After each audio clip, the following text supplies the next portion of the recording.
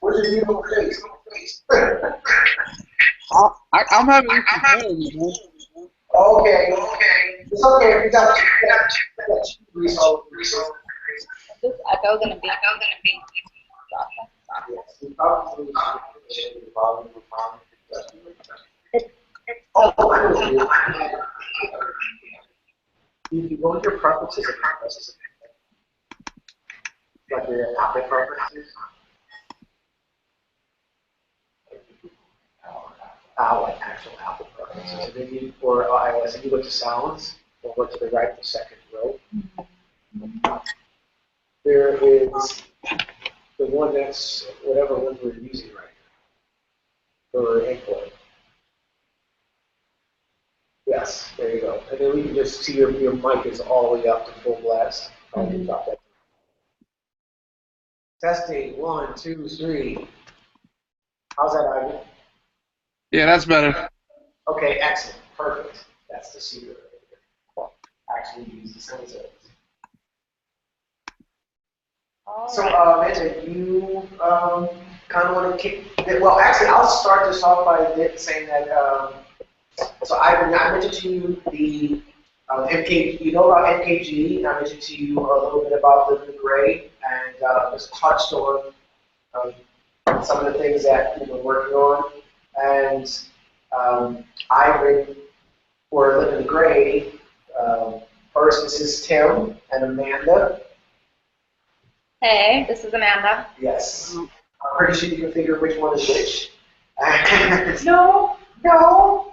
And yeah, Ivan from SneakerShouts here, and you both know Jonathan already too as well. Jonathan might pop out if he needs to, but we're good to go. Thank you, Jonathan. And I guess the way to start this off really here is this started from sort of Amanda looking at SneakerShouts and saying, you know, I have some questions I'm curious about. And Amanda, that's a segue to you. Take it away. Sure. And so both of you can hear us right now? Say that again? Can you both hear us okay? Yeah, I can hear you now. I threw in my headphones, so it's a little more direct.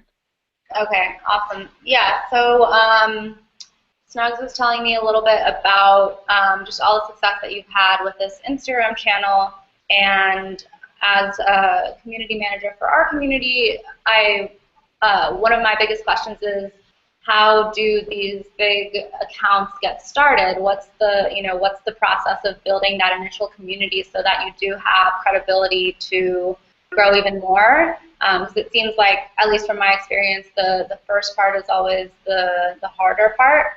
So I would love if you could kind of take us through what that first part of getting to a critical mass of followers was, how people found out about you, and what kind of efforts you had to work through to get there. Yeah, absolutely. So one thing I always tell, when I'm talking about social media and creating a social plan or a campaign is you have to have a reason for people to follow you, and that's the biggest reason why SneakerShouts took off. Was there was a reason behind it. It was at a point where everybody was taking really nice photos on Instagram, and what I did was I gave them a hashtag to use in a place where they could become a part of the community. And with that, people wanted it to go out and take photos of their shoes and share them to get featured on our page, which in return, gave us that initial base following. I think the first couple months we got like 10 or 15K followers, and it's just, I always tell them it's all about having that reason for people to following you, and to create that you have to fill a void. So there has to be, there has to be something that just says, wow, this is why I want to follow the account, and you got to really have that sense of direction where you're filling a void. And then on top of that, you need the content on your page that people want to see, that can go viral. So you got to kind of understand the market a bit and say, this is kind of what people want to look at, and there's no other place for them to get that. And kind of create your strategy around giving people a reason to follow you. So I would say step one is finding out, what do you guys do different, or what do you guys offer that makes people want to follow your page. Mm-hmm. So what was the answer to that question for you?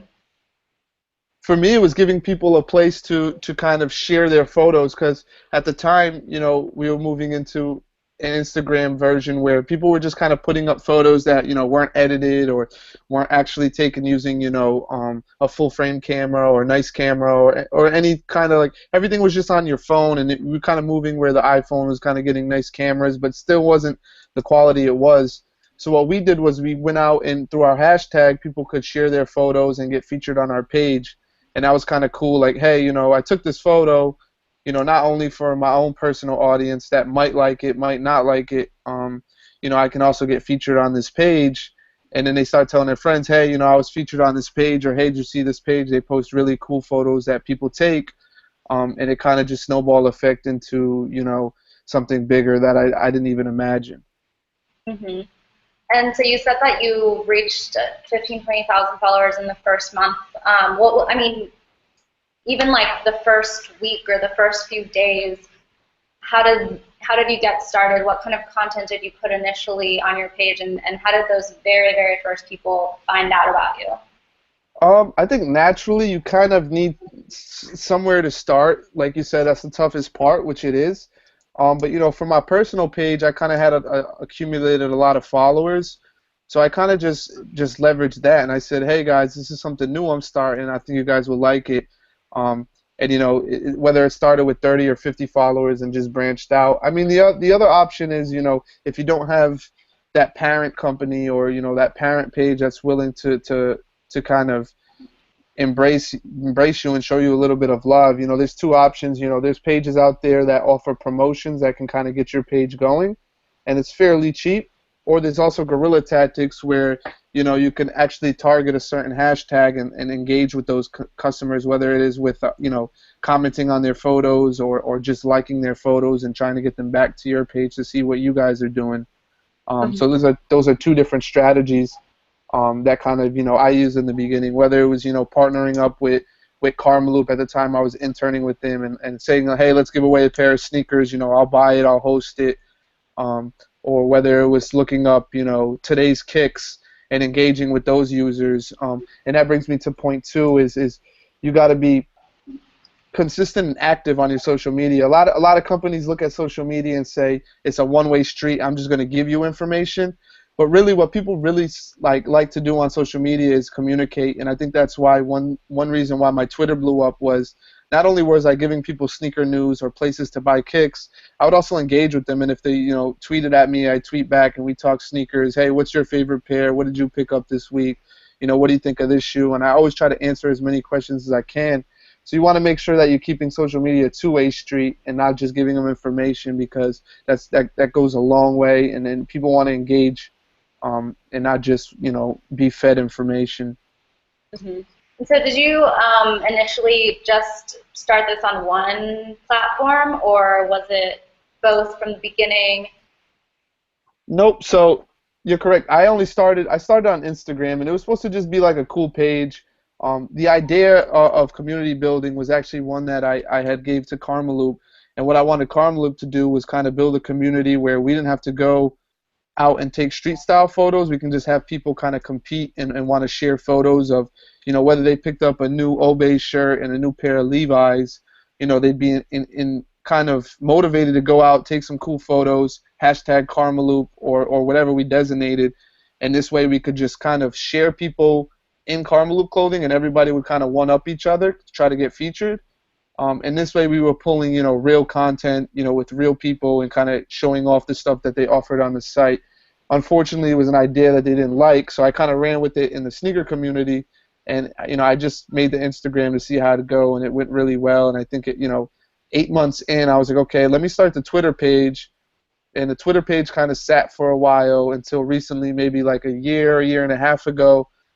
It's worked wonders after I got into affiliate marketing and just, you know, branding the blog, because, you know, at first this wasn't a blog, it was just an Instagram page to kind of share photos, and now you've seen the growth, and you know, I'm working with eBay and stuff like that. So, you know, I think Twitter is important. It's not something you should overlook, but just keep in mind that it might be useful down the road.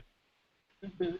That's a great point, because for instance, with us with SneakyHead, I mean, you're definitely part of that community, and you know, love having you around for sure. Oftentimes people always look at us and they're like, well, how come, you know, you have Twitter, you have like a Twitter URL, or you have an Instagram account. How come you really aren't pushing towards those things? And I'm like, well, that's under the assumption that everybody thinks, well, let me just sign up for a Twitter handle, and a million followers come after that.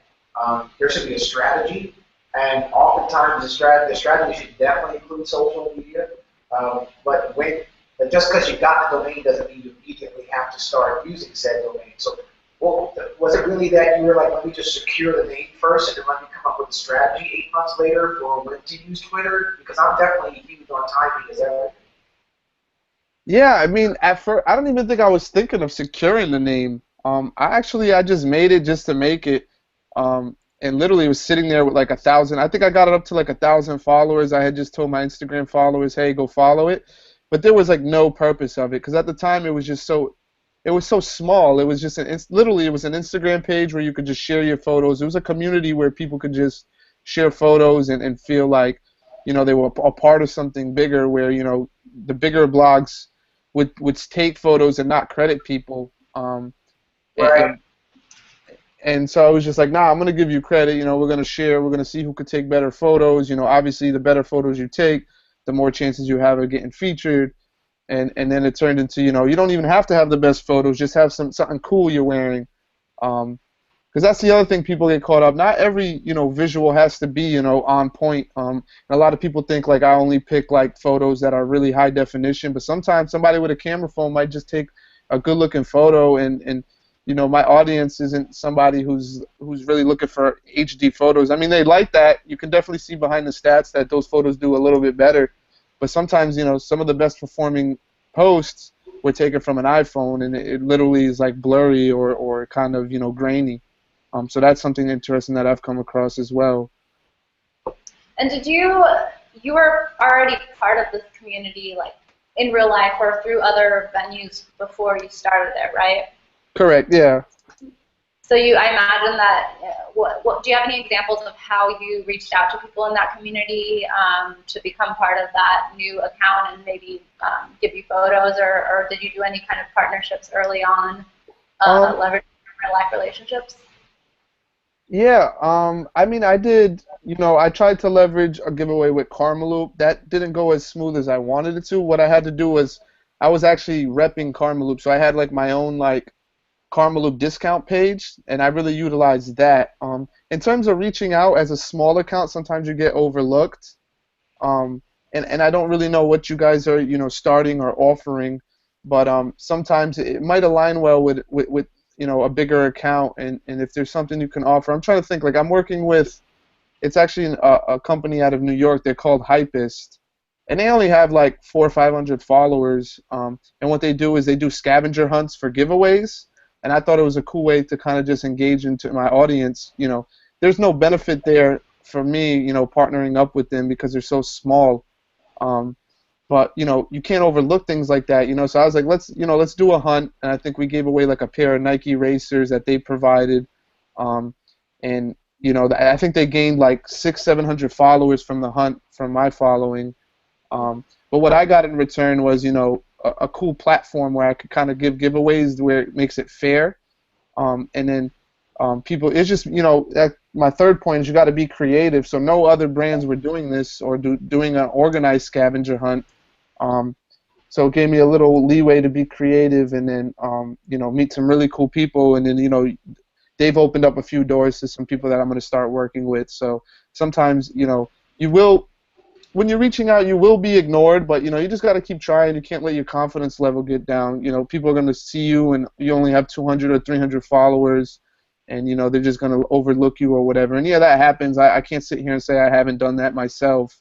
But it's just try to find somebody that you feel fits what you guys are offering, or you think would be a good partnership, and kind of try to make it a balanced, mutual benefit rather than in you guys. A lot of the times these smaller companies reach out and it's clearly, just favoring them, and that's the people I tend to stay away from. So any advice to you is just try to make it an even playing field for both parties. What have you found from some of these? So you mentioned with this small scavenger hunt company, it was a cool new idea platform, but are there other examples of things that these kind of accounts have offered you that did make it worth your while? I'm trying to think. Uh, I mean, to me, that was worth the while because people enjoyed it. I think they found everything in like 22 minutes, so people were really engaged. Um, I'm trying to think of another smaller company that worked well. Um, Typically in my industry, it's pretty clear cut. It's usually more I'm more linking up with products and services versus like events or anything like that. So it's a little harder to say because like a small boutique could hit me up and whether they want to give me a pair of shoes to get a post or something. So I think the sneaker industry is kind of a bad example. Um, just because it's very easy to make the playing field even, and most of the times I put myself in a position where, I'm not at least getting something. Mm-hmm. Right. Do you have any questions on I have a question, Ivan. Was there any point when you look back that uh, I'd say sort of they hit critical mass or that exponential growth point? Like, so at first it's like, okay, well every week there's 100 new followers, 100 new followers, and oh wow, now there's 1,000 new followers. And if that dropped back down to 100, that would be like sort of a blip if this was, the stock market. But now, like a true exponential, like, oh, now it went from 100 and all of a sudden the number started going up in order of magnitude. Did that happen, or was it just truly organic linear growth? I mean, hold on. Let me open something up and I'll share my screen. We can actually go look at that. Awesome. I actually have that on file. Let me just find it. I know you do. So yeah, I mean, the Twitter is a good example. Instagram's a little. I mean, I started tracking Instagram at 67,000 followers, but I'm gonna share my screen. One sec. Entire screen. Can you guys see my screen or no? Not yet.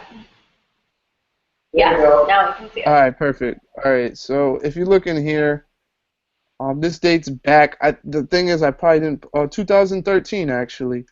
Oh, I did put it in there. Um, so this is September 29, 2013. I was at 84,000 followers on Instagram, and this column is Twitter. So I was at 6,500. I mean, you can see this is how many followers per week the account was growing. So 1,300, 1,100, 900, 500, 866. I mean, it really depends on how many posts I was getting up, how many likes they were getting, but so the Twitter was pretty much growing consistently, and I think this is.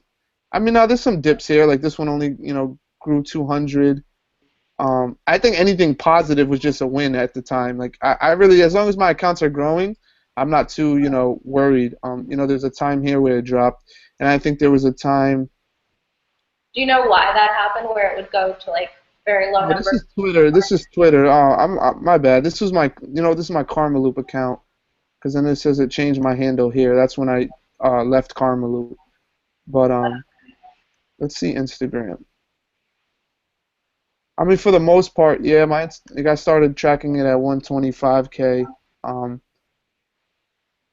But for the most part, it's like 1,000 a week. And then there should be a big dip when Instagram got rid of a bunch of ghost accounts. Yeah. I think 2 years ago, like my followers were going up tremendously, like 5 here, 2 here. And it was just a moment where like every week you were getting a crazy amount. But for the most part, it's between 1 to 2. Like this jumped here, I think it's again like an issue with Instagram and bot accounts, because that's just like out of the ordinary. But no, I think the hardest part is building your base, and then from there you can organically go. Like I said, you can either try to identify accounts to either give a giveaway with to try to get that initial base following, or an account that maybe hey, I could pay you 20, $30 to kind of tell your audience about my page and my products or what I have to offer. I mean, that's a little like more expensive route.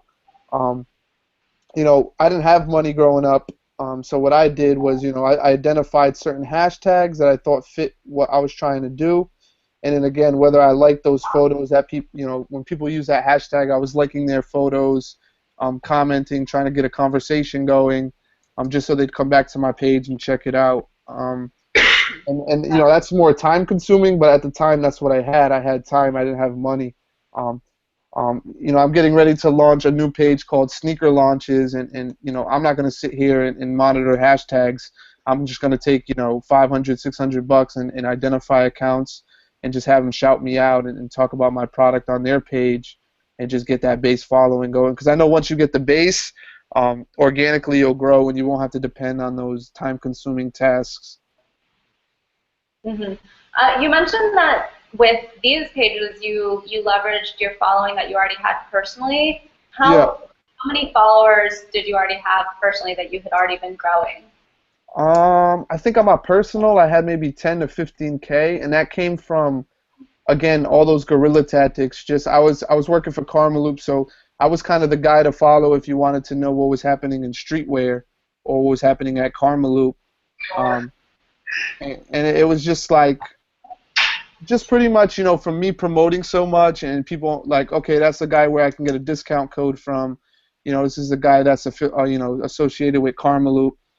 I just became, you know, somebody that they wanted to follow, and that goes back to point one where I say you have to have a reason, because you can't just create a page and expect people to follow it. People are going to want to follow things that they enjoy or things they want to, you know, they want to see. So just making sure that your content aligns with what people want is the most important thing, because I don't care if you could tweet, you know, 5-10 times a day, but if it's not what people care about, nobody's going to, you know, pay attention or follow you guys. And so, how long did it take you to build? So your personal account, that was the first time that you really grew a social media account, right? Yeah. And did you start that when you started working with Karma Loop, or you already had been growing it before then?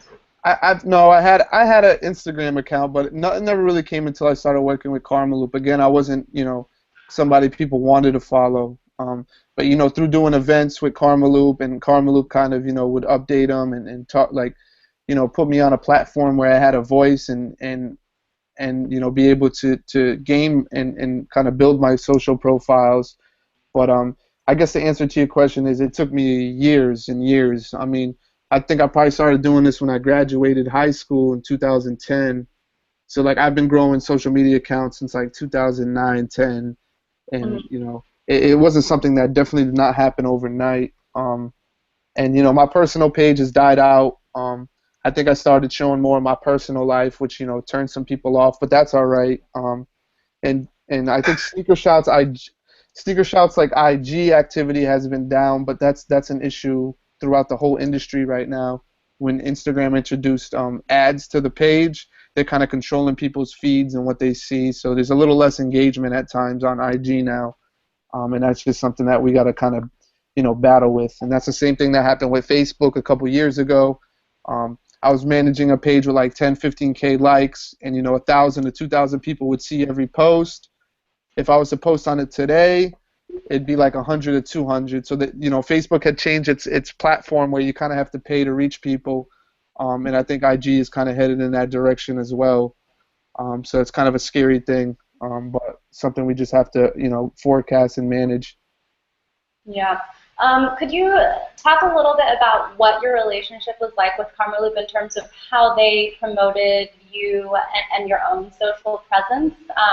Like, were you visible, like was your image visible, or was it that they were tagging you, or how did that work? They tagged me a lot. I know they probably did like 1 or 2 interviews on me. They also would tag me when I was, you know, I'd help out at a lot of these events that they held on. And so they, you know, they would tag me, and at the time it was tagging in the description, which works a little better than just tagging someone in a photo now. But I was also, you know, kind of responding. Like, Karma Loop did a very bad job at replying to customers on social media, so I kind of took that role on myself. So like when people had questions and Karma Loop wouldn't reply, because that's one thing they never did, was they never kept a two-way street. So they would just tweet out, hey, this is now available here. And if people had questions or people tweeted back, they didn't reply. So I would just go in there and I would reply from, you know, whether it was my personal account or from my Karma Loop discount page. I kind of went there and then took over and was the voice. So it kind of just like doing things that they should have been doing, kind of just helped me, you know, grow a little bit. Yeah. Interesting. So, Kush just joined us, and if you have any Hello, Chris. questions or you want to talk a little bit about, do you guys already know each other? So this is Stefan's head, Ivan. Think presidential Yeezys. Ah, okay. Thanks for the shout out. I don't know Yeah, no doubt. Appreciate that. Appreciate that. That was funny. That helped us out, man. That helped us a lot. I just wanted to say what's up. Sorry I was late. We're recording. Yeah. Anyway, just wanted to say what's up and thank you for the shout out. Yeah, no doubt. You don't gotta apologize, man. Chris, you have any questions? I came in late, but I really wanted to ask about DMing. If that's like something that I don't know if you guys cover DM at all. That's something that a couple of people told me that's sort of how if you're really maniacal about DMing every single person that is sort of a like-minded brand or a like-minded photographer or user, that really helps kickstart your user base. I don't know. I just wanted to hear your thoughts around that. Could you repeat that question? It's kind of like in and out. Yes. So the question was around DMing on Instagram and how effective you think that is if you've tried. Oh, DMing like every new follower? Yeah, exactly. New followers or also other accounts that you. Well, I've heard it's more effective, like new followers, like to just DM them right away and say what's up, or thanks for following or whatever. But I didn't. I used to do that. And I stopped. And one reason I stopped was you don't follow everyone back, so they can't always reply. So if you were to take on the strategy of following them back, it's kind of like somebody saying hi and then kind of turning away and walking away, and you don't get a chance to say hi back. Oh, right. Because they can't DM you back. Yeah, unless you follow them, of course. You'd have to follow every single person, which is a strategy I take on. I try to follow as many people as I can, just because I want to. That's for Twitter, correct, Ivan? Yeah, that's for Twitter. I mean, Instagram would be impossible for me to DM everybody on Instagram. That'd be like, you'd have to manually do it. On Twitter, you can automate that process and kind of have like, hey, thanks for following, check out the blog or whatever.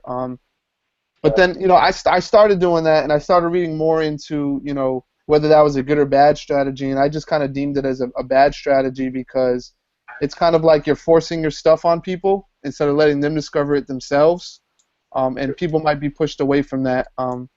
So it's just something I cut off. I stopped doing. I mean, it did work for the most part. Obviously, you're going to drive, clicks and stuff, but what you can't monitor is how many people were turned off by it. And so I kind of wasn't a risk I was trying to take. So, I kind of just cut that off maybe a year and a half ago. But, yeah, I did used to DM people. I mean, it works if you're trying to push something. I would just say try to keep it as organic as possible. Don't try to, like, force things on people. You always want to have, I guess a pull strategy where people come to you rather than you just pushing your stuff on them. I mean, that's always going to be more effective. So speaking of that, this is more of like I guess it'll seem it is a personal question, but it might apply. I'm not sure, but for instance, in terms of content, I heard briefly a little bit like what you were saying, like do stuff that people want to see. People have intentions on Instagram, especially. And by the way, this is an Instagram question. Okay. I'm wondering, like, basically right now for us, we have a balance between sort of mood board pics, like kind of giving you an idea of our aesthetic and what we think is cool, like basically just pics from the internet, like blogs and cool shit, and then also sort of POV, like point of view shots of Stefan from Stefan's point of view, and then we're going to start implementing sort of what we do is we curate products every once in a while. We're going to start putting up some product shots as well. And then in the copy to say that if you want this, you can text Stefan to get it. What do you think about that balance? Do you think it's a healthy balance? If so, like, between the three, should one be a little bit more prominent? Yeah, I mean, it's always good to balance your content. I balance mine. I think I do 6 to 7 user-submitted posts per day, and I only allow 3 ads per day. So people can advertise with me through a promoted post. And I kind of do, if I do an ad, I do 2 user-submitted posts because that's what people want. and then I do another ad, and then 2 user submitted posts, and an ad, and finish off the night with a user submitted post. But I think it's like just monitor it. Like what I notice is, people like on foot photos versus, photos in their hands or photo of sneakers in grass. So I try to stick to, the on foot wear your kicks theme. I would just say mess around with it. If people are liking the more point of view shots, and you can see that through, the response that you're getting. Maybe, it's always important to curate content as well. I'm sure that's where you're monetizing stuff. But just keep a heavy balance. Nobody wants to feel like they're being, oversold to. Just remember, what keeps them coming in, and kind of stick with that strategy. So along those lines, before you actually did any ads, what was your content strategy, and did it change at all based off of the response that you were getting, just in terms of, showing things that you were selling, or showing things that were just that you thought were cool, that kind of content? Yeah, so I mean, everything was pulled from my hashtag, which was great. And I think the only thing I really refined was maybe choosing certain sneakers or certain looking photos. Like again, I said, not everyone's gonna produce an image that you like. It's going to vary between, how capable they are of taking a photo, posting it, editing it, whatever. So I think I just pulled a lot of cool stuff. And when I introduced ads, I got a little scared. And I kind of was a little resistant. But then I started just asking people that follow my page, like, do you guys mind the ads? Do you guys mind it? Like, what do you guys think of it? And the response was actually, yo, I've discovered a lot of cool things because of your page. And I don't mind them at all. So I kind of said, okay, they don't mind them, but if I do it too much, I think they would mind it. So it's kind of just having, like you said, that balance of between your content and what kind of things you're putting out there. And just kind of it's important to identify, there's like 10 shoes I can identify. If I was to post them right now, they would probably get, a lot of likes versus, other shoes. Mm-hmm. Awesome. I feel like I'm good with questions, and that was really, really interesting and helpful. Cool, thank you. I'm glad that helped. Tim, do you have any questions? Solid. Hey, Ivan, I just want to say thanks so much. Really appreciate what you're doing, and really thank you so much, because you know how valuable your time is, and we owe you a chicken dinner, all right? Yeah, and I'll. That's at a Family Guy episode. Yeah, Rashawn, let's link tomorrow, and I'll send you some there's a bunch of tools I use to kind of manage social media. I don't know what you guys use now, but I'll just give you. Yeah, it'd be great to hear what you use. Yeah, that's true. Ivan, do you have any? That's one question, but if you have any questions for us, that would be fantastic too. As far as I can do. Yeah, I mean, one thing, it's always good to hear how I started and stuff, but I mean, I don't sit here every day and post, IG photos all day long. That's kind of crazy. What kind of tools do you guys use right now, or what tools are you planning on using for your social media strategy? Well, we use Buffer for scheduling, That's a good one. for looking at data every once in a while, although we don't really have the time to look that much into the data. And then I recently started using or testing out Instagram as a way to comment on and like people through hashtags or who they're following. Okay, yep. But I think that about covers it. Otherwise, we just use the scheduling functionality on Facebook and post through the app for Instagram. Haven't really found any useful other ways to schedule things on Instagram. All right, cool. Yeah, no, I used a site called Postso.com. And that actually will automatically post to Instagram. I think they took away the Instagram feature, because I think I tried to get a client on that recently, and I think they took off the Instagram option. But I'm sure there's another one that it's not. Like a lot of those Instagram ones are like they text you to remind you to post something, and that's still super annoying. The app doesn't let you do that, right? Yeah, but I'm sure there's got to be something out there. I'll reach out to a few other people that do what I do, but Postso.com, I don't know if you want to look into it. I'm pretty sure they took away Instagram feature, but I'll double check that. Awesome. And I'm sure there's got to be a substitute there. It's just finding it. And then another site I use to kind of monitor all my Twitter accounts is TweetDeck.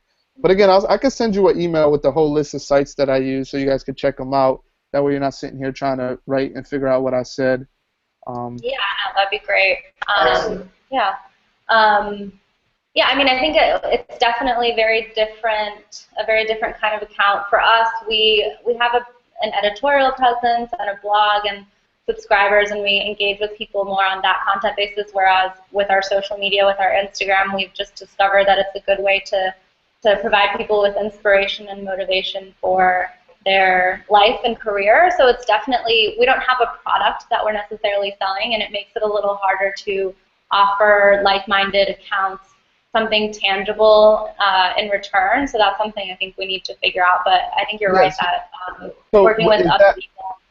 Yeah, so is that like the direction, like what would you say, like what kind of things are you going to be posting? It's mostly just inspirational quotes. I mean, we posted some other stuff before, but that's honestly what gets the best response, and I think it's what people want on a consistent basis. All right. Yeah, no, I think people enjoy seeing stuff like that, and they always tag their friends and stuff. Exactly. I guess my only worry is is this something that you guys are looking to monetize going forward, or is it just something you guys are doing to kind of do something fun and cool and kind of build a community? We're not really looking to monetize the actual social account. I think we're potentially looking to eventually turn those social followers into also newsletter subscribers, or people that are reading our content, or people that we can potentially share our products when they do develop. But right now we just don't have, we're not selling anything to them. Yeah. Want to grow going forward, there might be a boom where you're like, hey, this is what we can offer. Yeah, exactly. Having a platform. Okay. I mean, that makes it super easy. Like, you could even just hit up a couple of accounts just to see how the response is. And, there's accounts that will, might post a quote and say, for more inspiration quotes, follow at your account or something like that. So it kind of makes it super easy to kind of, if you guys go that, the advertising route, it's not something that's too complicated. Yeah, so yeah, we're really we want to find people that need that kind of inspiration and grow a community more than anything. Yeah, and I think don't overlook Twitter either. I think I think inspiration quotes on Twitter go a long way. And I always see accounts, where people are, either they're preaching or giving advice or just, something that's inspiring or motivating. Anytime I tweet something about, anything in my life that has to do with business or overcoming hurdles or whatever, it always gets more, response rate than other things. So definitely look into Twitter. I think it's a great platform to share things like that as well. Yeah, definitely. Cool. Well, thank you so much for your time. Absolutely. Yeah, I really appreciate it, and we'll be, I'm sure, in touch via Snugs. Yeah, I'll see you in Slack. All right, man. You guys take care. Thank you. Have a good night. Thank you. All right. Let's see.